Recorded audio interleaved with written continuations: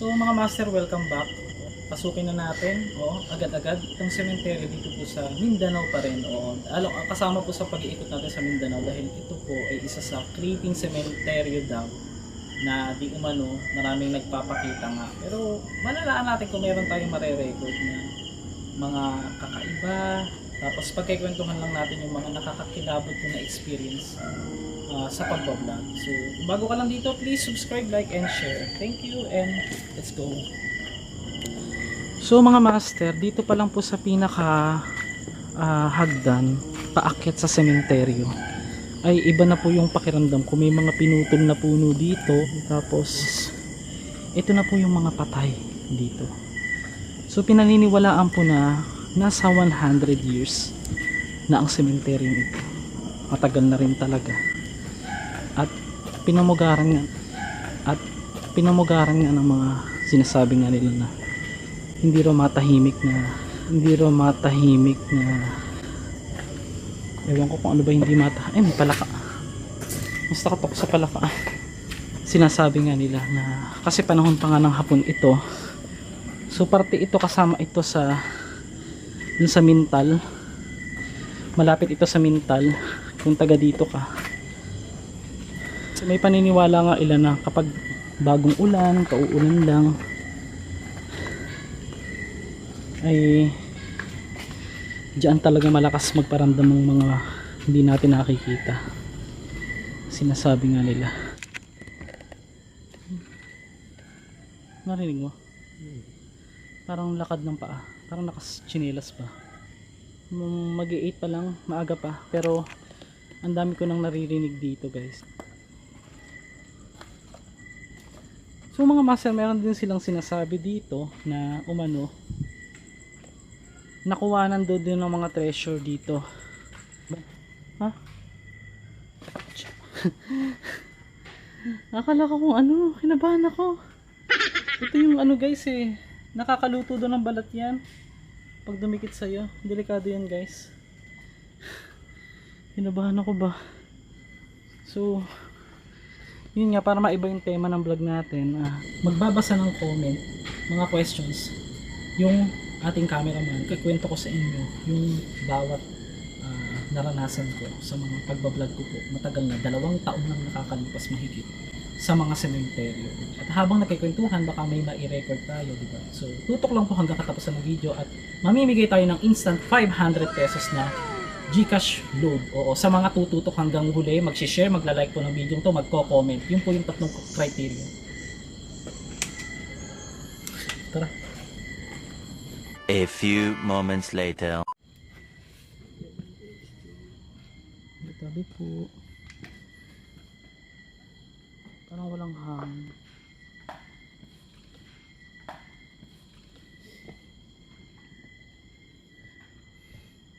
Ay!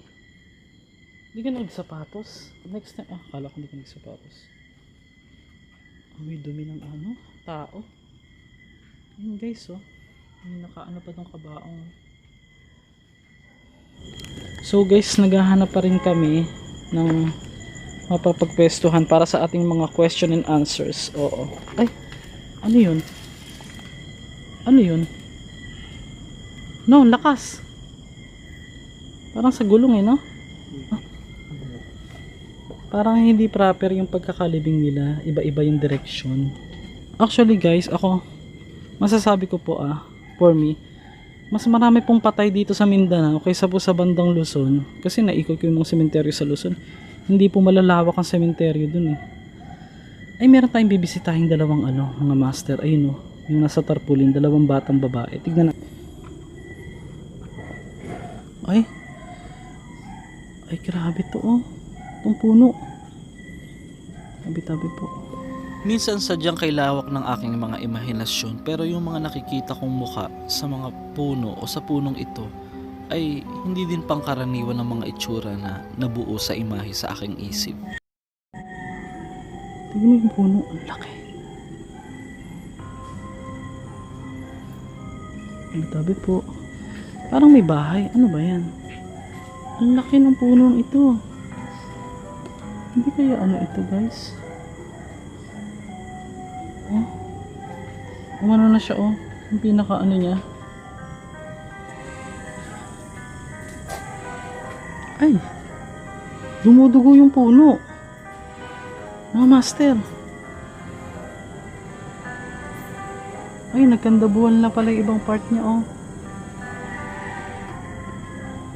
Parang century ano na tong puno na ito. Tingnan mo oh, dumudugo siya. Nagdadakta.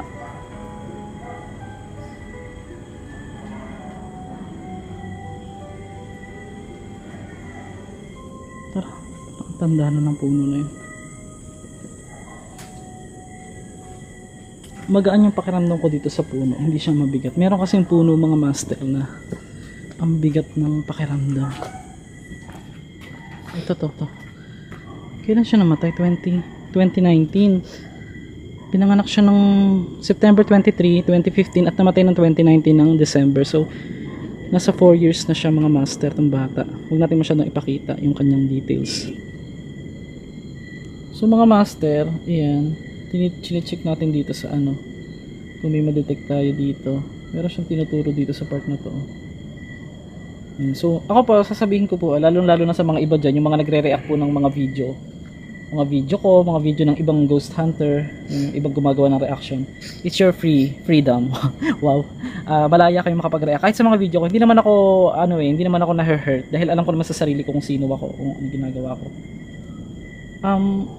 Itong mga to, hindi ko naman sinasabing 100%. Where are you?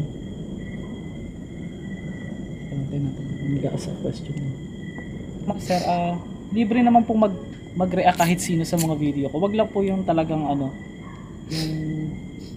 buong video na ni-react mo na lahat yung ginagawa ko na pag-video or kung i-react mo lang, wala namang problema dun. Pero sana paabutin mo man lang ng mga 1 week na upload yung video ko bago mo naman sana i-react. Wala namang problema dun.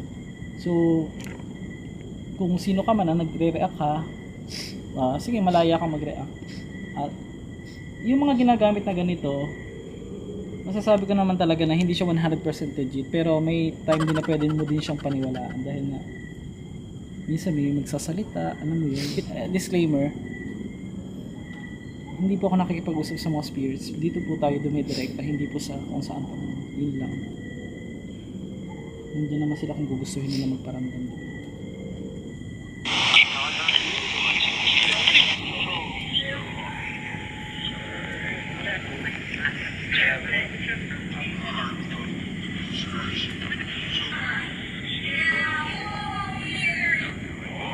You're here.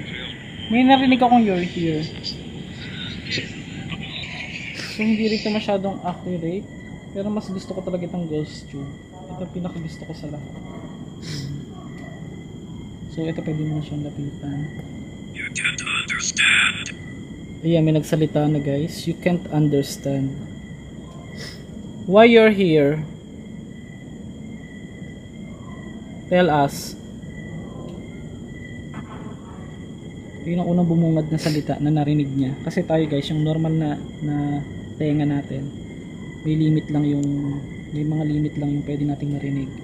Pero dito, yung ultimo, yung pinakamahinang naririnig niya. So guys, habang papunta na po kami dun sa kung saan sasagutin ko yung mga ibang comment, ay samahan niyo ako hanggang dulo ng video to dahil nakahanap na po kami ng pwesto rito kung saan kami pwedeng magbasa habang naka-open itong ghost tube. Asa ta dire?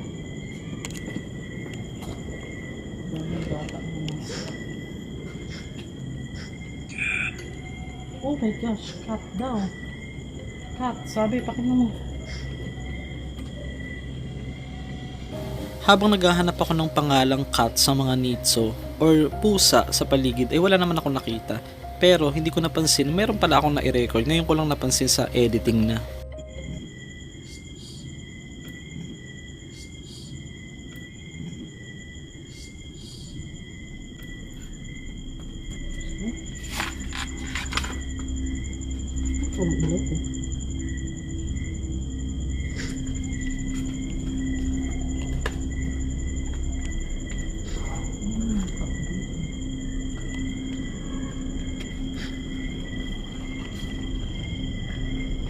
habang hinahanap namin yung aming lugar na pag-uusapan yung mga nakakapangilabot kong naranasan sa mga pagbablog, ay ito yung aming na-record na talagang nakakapangilabot yung tinig o yung kakaibang tunog na ito.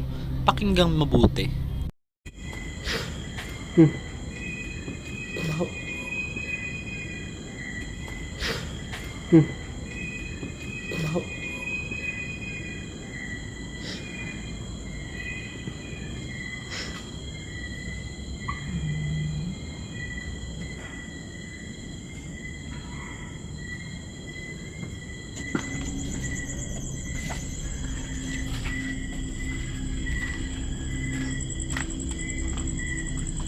Yung mga na-detect ko.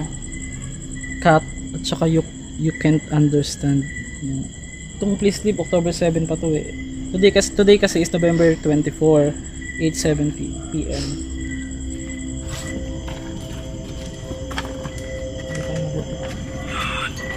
Not daw. Not. Ibig sabihin hindi. Ano yun? Ayaw tayong paalisin. Doon muna tayo sa hate comment mga master. Tapos mamaya na po yung mga kababalaghan. Ano yung sabi? Babae ka, hindi ba? Fake, parang normal. Yun na nga eh. Doon ka magtataka eh. Kung fake paranormal ako, bakit mo pinapagpatuloy yung panonood sa akin? Unang-una, ganito. Hindi ko kailangan patunayan kung totoo ako o fake ako. Oo. At kung sang lupalip ka man galing na nag-comment ka, oo, pistiha ka. Oo. Hindi ako takot or hindi ako sagutin ka dahil unang-una nasa mood ako ngayon makipagkwentuhan sa mga subscriber ko, mga sumuporta. Unang-una, hindi ko po sinasabing totoo kung paranormal or nakakakita or what yung mga na-experience ko, mga na-record ko. Hindi ko sinasabing totoo. Kayo po ang husga kung totoo. At pangalawa, kung sino ka man na nag-comment ka, salamat sa'yo kasi binibigyan mo ng pansin eh. Binibigyan mo ng time na manood ka lang ng manood pero marami kang sinasabi. Para ka lang para ka lang ganito eh. Kain ka ng kain ng isang pagkain na hindi ka yung paulit-ulit mo kinakain yung isang pagkain pero reklamo ka ng reklamo. Hindi ka kumakain ng iba kasi wala kang choice na kundi yun lang ang makakain mo. O baka gusto mo ng i-Gcash kita, i-PM mo lang sa akin yung number mo, o baka kailangan mo ng pagkain, palalamunin kita kung gusto. Yun lang. Tapos yung sinabi mong pusong babae, maghanap ka ng napakaraming straight na lalaki dyan, maghanap ka kung kaya yung ginagawa ko. Oo. Yun na lang masasabi ko, wala na akong ibang masasabi. Na pumunta mag-isa ng sementeryo. Kung gusto mo lang talaga, isasama kita, pwede kitang isama. Hindi ako magagalit sa iyo. Dito lang ako naiinis sa video na to, pero pag nakasama kita, gusto kong ipatunayan ko sa iyo na pag nakasama kita, malalaman mo na yung ginagawa ko is ikaw na bahalang humusga at totoo. Ito na yun. Ano yung sabi niya? Yung mga masamang espiritu, yun yung mga taong namatay na hindi pa nakapagsisi sa mga nagawang kasalanan. Yung galit sa puso, yung puot at mga karao, dumap na kasama yan. Yung mga nagiging kasamang espiritu na nananakot. Okay, so ganito. So, ang pagkakaintindi ko sa sinasabi niya ay yun nga, yung mga namatay daw na may naiwan na pero sasagutin ko siya ng based on my opinion ha. Hindi ko po ito kayo pinapaniwala kung maniniwala kayo o hindi. Sabi niya, yung mga namatay daw na yan, yung mga nabablog ko, napapanood sa vlog ko, daw sila, naiwan yung kanilang sa puso nila, kaya yung mga naiwan dyan ay parang ang point niya doon yung mga nagpaparamdam ng masasamang espiritu, yan yung mga taong may naiwang sama ng loob sa puso nila na nailibing na sila dyan. Unang-una po hindi po totoo. Kung yan po yung paniniwala mo, sige go. Pero pag namatay na po isang tao, patay na talaga. Oo. Kung biblically ang pag-uusapan, nasa Bible yun, kahit yung alaala ng isang tao, nawawala po yan, nabubura. O pag namatay, pati po yung pag-ibig nga niya nakakalimutan mo. Kasi nga, syempre, paano mo mga mamahalin yung isang tao nakalimutan mo yung nawala yung alaala mo, di ba? Pati yung pag-ibig nawawala. So, ang point niya dyan is yung mga nararamdaman mo, hindi yung mga naging masamang espiritu. Hindi po. Meron pong ibang masamang espiritu na tinatawag po sa Biblia po yan na sinasabi din sa Bible na mga espiritong karumal-dumal. Tapos meron din po mga master, speaking of espiritu, sa mga libingan. Nasa Bible po yun. Meron po mga espiritu na lumalabas sa mga libingan. So, talagang meron talaga. Oo. kung tatanungin niyo yung Bible at nababasa ko rin, hindi ako masyadong pala simba o pala ano, na mayroon talaga, ilalagay ko dyan sa screen, na one time, mayroong isang, hindi ko sure kung sino yun basta lagay ko na lang dyan, na ang sabi, parang pinag-iingat dahil naglalabasan, merong mga nanggaling dyan sa libingan. Pero may ibang meaning po yun, hindi po yun yung talagang totally na espiritu. Kasi ang espiritu, pakalat-kalat yan, yung mga masasamang espiritu, nandyan lang yan. At pag ano, pwede kanilang galawin talaga. Kaya ako nag-iingat din, pero nagpe-pray talaga tayo para hindi tayo pakialaman ng mga yun. Ha? Narinig mo? Naglalakad? Yun lang? Diyan. Sleep lang. Ha? Meron. Wala mo. Minsan talaga ganyan guys, na kakarinig kami na parang mga chinelas o ano.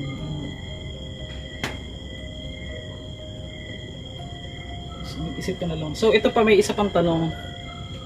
Ano na lang, huwag mo na lang sabihin mo. So guys, i-hide natin yung identity ng nagtanong kasi ano siya, baka sumikat pagka ano. So ang tanong niya, bakit daw ako puro sementeryo? Oo. Ganito po kasi, hindi gustuhin ko baguhin yung content ko dahil naa-adapt ko minsan yung mga negativity dito sa sementeryo. Minsan na-adapt ko sa pang-araw-araw na hanap buhay ko. Madalas napapanaginipan ko na nagsasawa na rin po ako talaga sa content ko. Pero dahil po sa suporta nyo, sa mga bagong subscribers at sa mga solid masters natin, pinagpapatuloy ko po. Pero yun, masasabi ko lang po sa inyo na ipapakita ko sa ating mga taga-subaybay na hindi lang tayo pang sementeryo. So, abangan nyo yung mga motovlog natin, yung mga magagandang lugar sa Pilipinas, especially sa Mindanao, dahil nagsimula po tayo dito sa Mindanao. At ipapasyal ko kayo. Kahit napuntahan na po ng ibang vlogger, pero bibigyan natin ng ibang twist. At hindi pa rin mawawala ko itong kababalaghan at yung mga haunted house, mga abandoned place po na gustong gusto po ninyo. At yun, nagpapasalamat din ako sa mga tumutok ng video na ito. Oo, pasensya na kayo, hindi na natin masyado na ikot ang sementeryo. Matatagalan po muna yung mga sementeryo natin. For now, ito na muna yung last na vlog natin sa mga sementeryo. Thank you and God bless. See you again.